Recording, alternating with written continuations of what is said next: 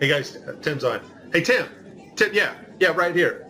The ESA and NASA can't seem to convincingly fake space. All the billions stolen from the American and European people cannot seem to produce anything that seems realistic. Are you just test piloting systems and have yet to find a way that is foolproof that would convince the American and European people that you're actually in space? Everything we do up here, it's cutting edge technology. We're developing new systems, we're using new materials, we're coming up with new techniques. And in order to improve and to move forward, it's good to have that kind of test pilot mentality. Tim, watching some of your clips though on the ISS, you seem to be pretty horrible at deceiving people. Are you doing anything to correct that situation? Practice makes perfect. Give me another week.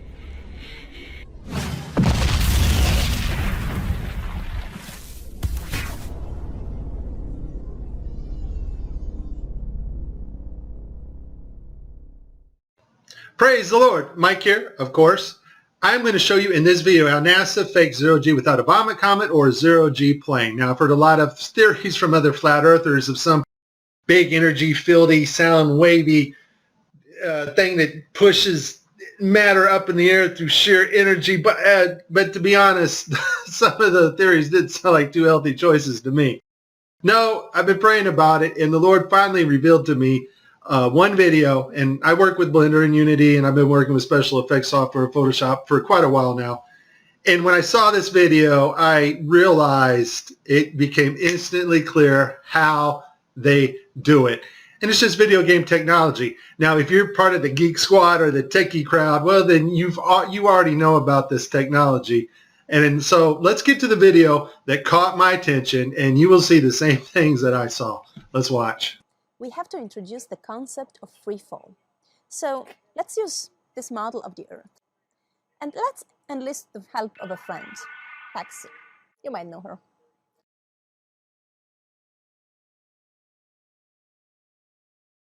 So what is significant about this video is, number one, it was live to school children. Number two, we have this stuffed animal that is transitioning in on another video channel. And the actor is able to reach up and grab this doll in real 3D space and manipulate this doll with their hands.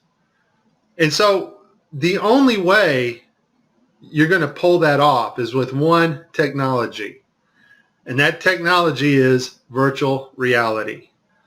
More importantly, though, something called augmented virtual reality.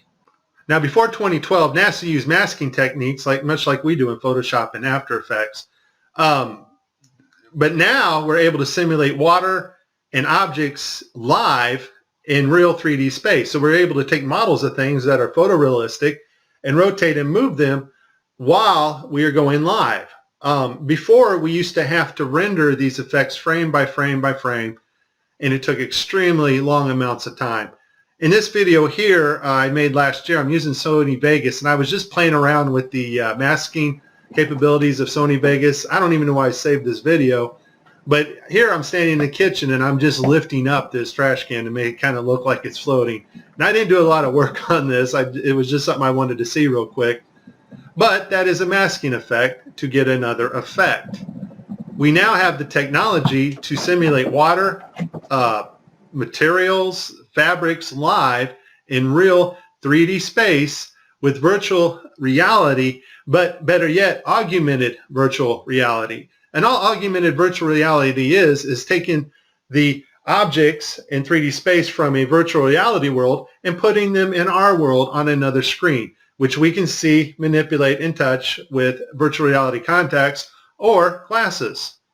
In this next segment, I'm going to show you how NASA grabs objects in 3D space, rotates them around, manipulates them. They can do this with water, with cloth, anything.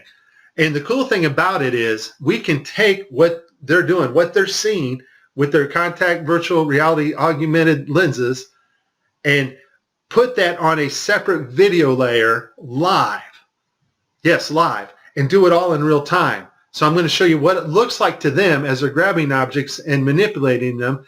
And then I'm going to show you Microsoft's HoloSense video, their demonstration at E3 a couple years ago, of bringing a virtual reality into our world, and it is simply amazing. Let's watch. Specifically, how HoloLens can turn every room of your house into a personalized video game level. But today, we want to take mixed reality one step further. So we've got something new to show you. Holograms you can hold.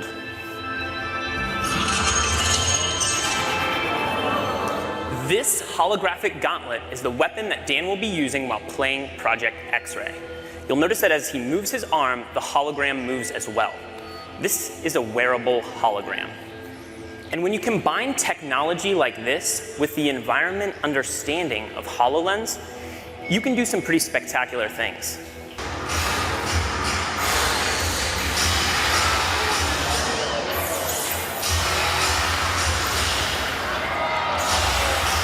Dan can even use his shield to defend himself.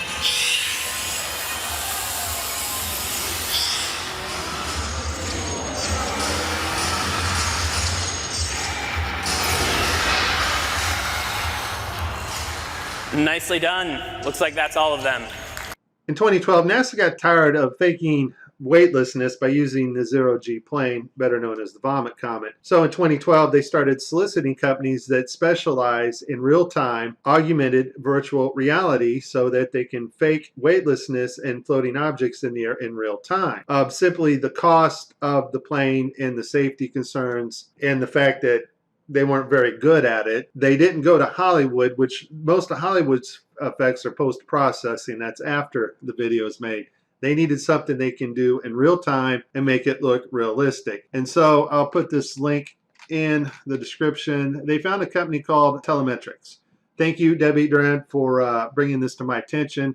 After I researched this, lo and behold, I found out our government has a contract with these people. And Telemetrics, basically what they do is they help news teams and they bring broadcasts together in real time, and they're able to create sets, cities, anything you want in a virtual reality world and make it look absolutely 100% real. They're also able to bring different people from around the world, put them in the same room and broadcast live, give them desks, whatever they need to make the broadcast. So it's a pretty amazing company. Here we see Johnson Space Center Telemetrics provided latest camera robotics technology at NASA's government television at Mission Control.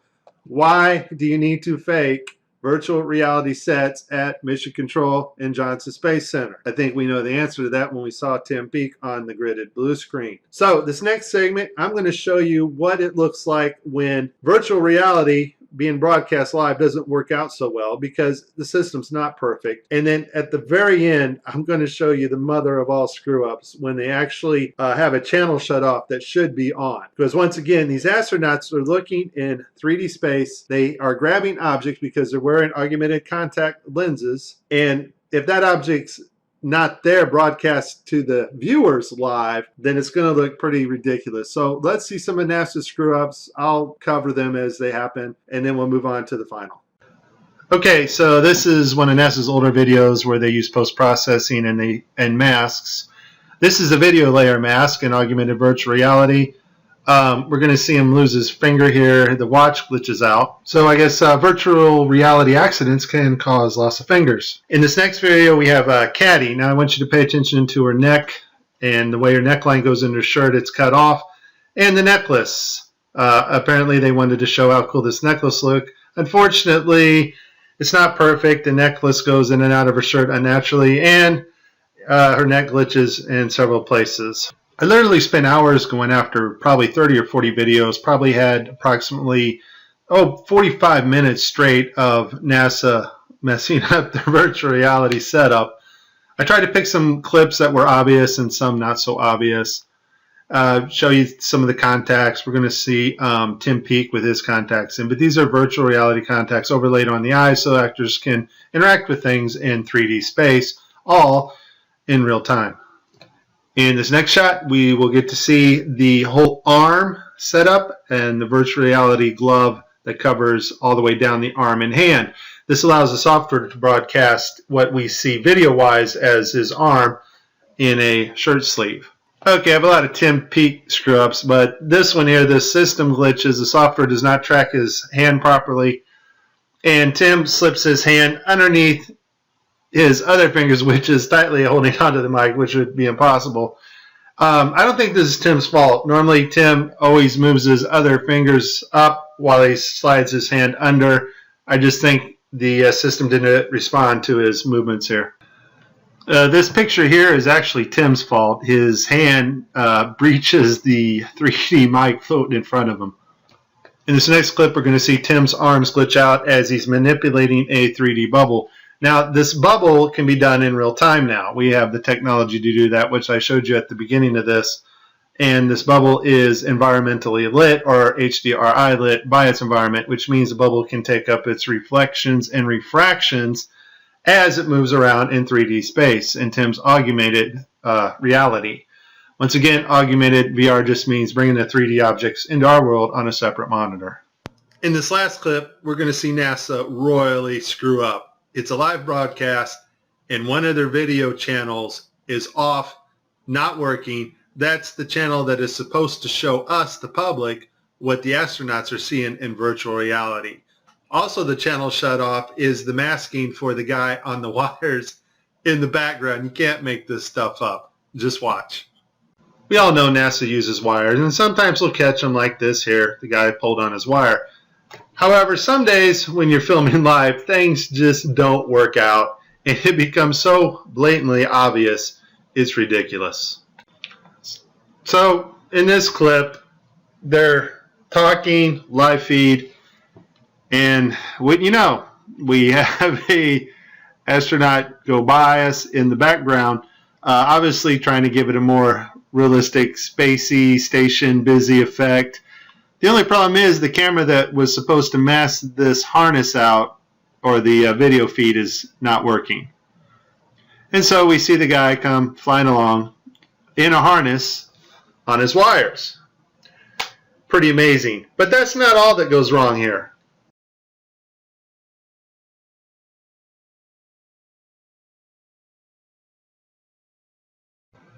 Okay, so you see to the right, this guy's flipping this hat. This hat's actually on another video channel in 3D space. It's virtual reality. They're wearing augmented contact lenses so that they can interact with these 3D objects. Now, in this scene, the guy on the left in the green shirt, he thinks he sees an object in 3D space that's being broadcast to him. So he grabs it and he puts it off to the side. He's looking straight ahead because he's looking at an object rotating in front of him, but the video channel is down that is supposed to show the viewers what we're supposed to see, and so we don't actually get to see the object that he is seeing. And I would just sum this up as a very terrible, bad, horrible day for NASA doing live feeds.